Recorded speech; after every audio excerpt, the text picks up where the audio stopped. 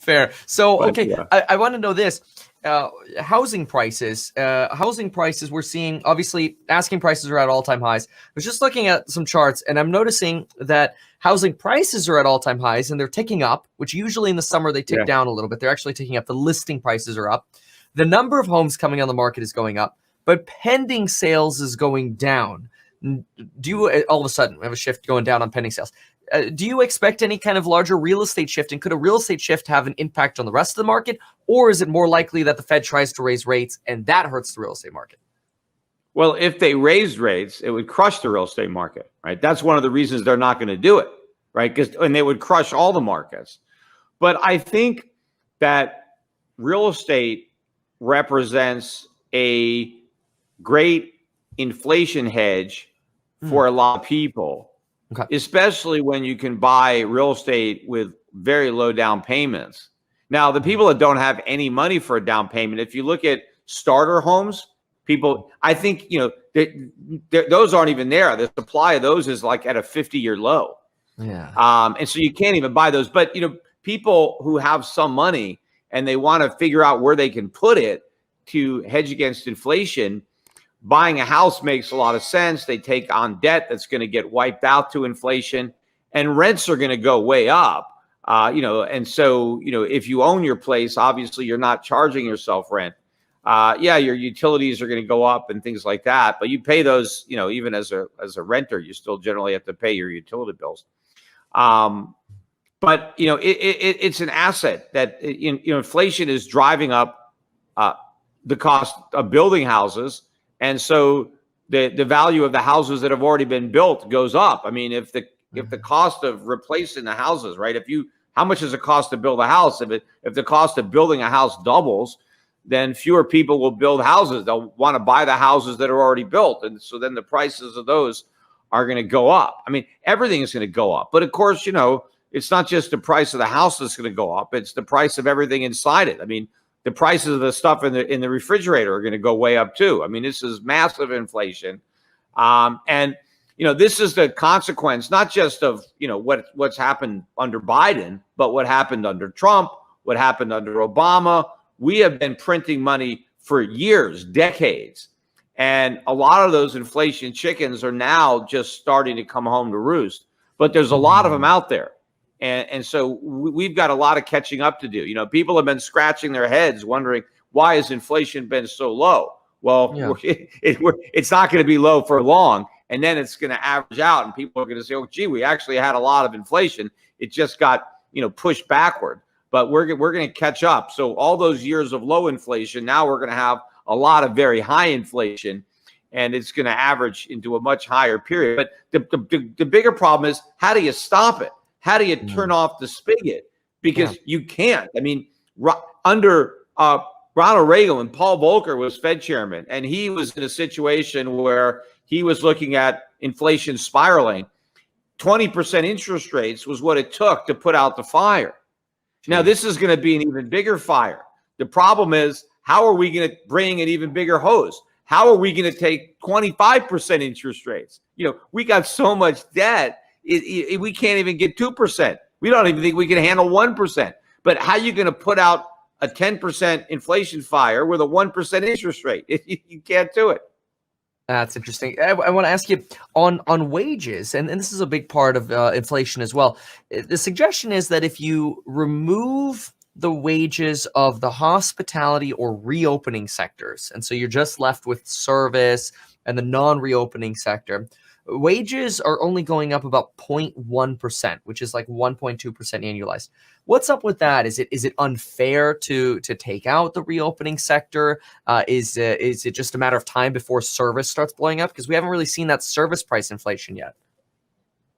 Well, I mean, first of all, I think prices in the service sector are going up. I mean, look at restaurants. I mean, they're raising prices, but a lot of them are doing other things. I talked about this in my podcast.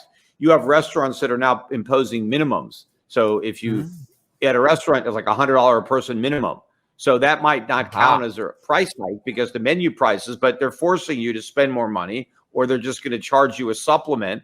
A lot of restaurants now are, non-refundable. If you cancel the reservation with less than 24 hours, you got to pay. So there are a lot of things that restaurants are doing to increase the cost of dining out that aren't even showing up in the official CPI numbers. But like, I think costs are going up a lot in the service sector. I think once the capacity really comes down, and I think you're going to see a lot of capacity removed from the market, a lot of restaurants are never going to reopen. They close and they're going to stay closed. And so it's not like when we fully reopen, we get back to normal. If the restaurants have a lot less competition in the reopened economy, well, they can charge higher prices.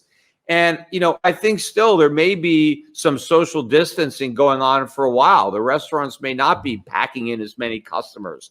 They still may keep people more spread out. And therefore, if there's fewer people in a restaurant, cover all the costs, you know, they don't have as many people to spread the fixed costs over. So that's going to get more expensive. But a lot of the retailers, a lot of the stores have gone out of business. They're not coming back.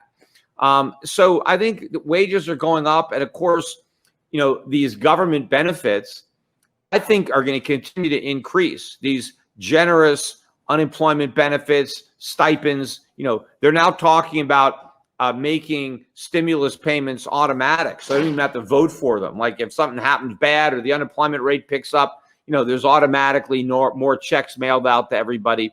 So, but I think the government is going to keep incentivizing people not to work. And therefore, in order to entice somebody to work, businesses are going to have to be paying higher wages. And that's going to necessitate higher prices because the wages are a cost of doing business. And those costs have to be borne by the consumer. And if the consumer can't bear the costs, then the company has to go out of business. And that's going to happen in a lot of circumstances too. But the companies that stay in business are going to be paying higher wages and their customers are going to be paying higher prices. But as is generally the case, when you have high inflation, and we're going to experience very high inflation, labor prices in general don't go up as much as goods prices. So even though you're getting a raise, and I read a lot of articles about the so-called silver lining of inflation because, oh, you're going to get a raise. Yeah, maybe you'll get a 5% raise. But if your cost of living goes up 10%, the raise is meaningless. It's 5% of your income. But some people get fooled by the numbers. They say, oh, look, I'm making more money. Yeah, but the money you're making has less value. What counts is what you can buy with your money, not how much of it you're earning. Yeah, no kidding. That's funny.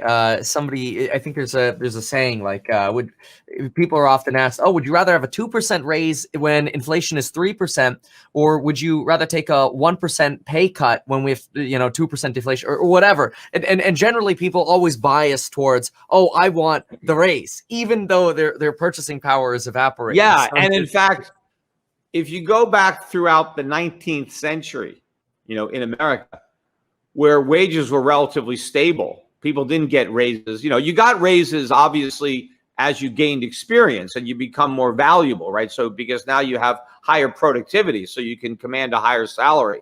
But let's say the base wage for entry-level positions kind of was steady, but prices were dropping like 1 or 2% a year for 100 years. So real wages were going up, even if nominal wages were not, real wages were. And that was what really built the middle class, was that the money you earned bought more and more stuff because the dollar's value was going up as American productivity was increasing their value. But the government destroyed that, robbed the public of that benefit by creating all this inflation.